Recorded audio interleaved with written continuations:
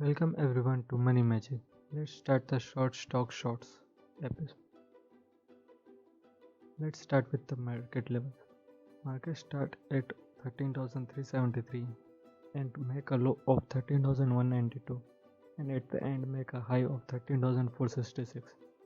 Our top gainers were Adani Ports, HCL Tax, Infosys Skills, and top losers are Kotak Bank, HDFC, Bajaj Finance, Industrial Bank. All these are from the Nifty 50, and from BSE it start from 45,529 and make a high of 46,080. There are 5 losers in Sensex and others are the winners. The Sensex currently moving at PE of 31.97.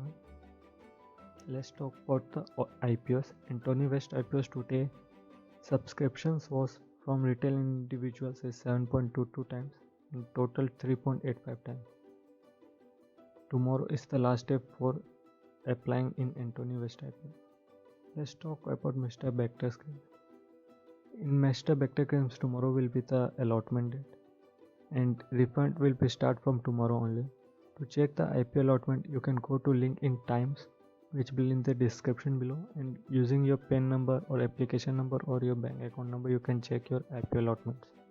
Now let's talk about Asian Paint. Asian Paint promoters in Tatty Smithy Holding and Trading Company release pledge on 9 lakh shares, which is a good news for this company. Now next update is Majesco dividend. Its dividend will be given tomorrow and currently price is trading at 985. Let's see what will be the tomorrow's price update.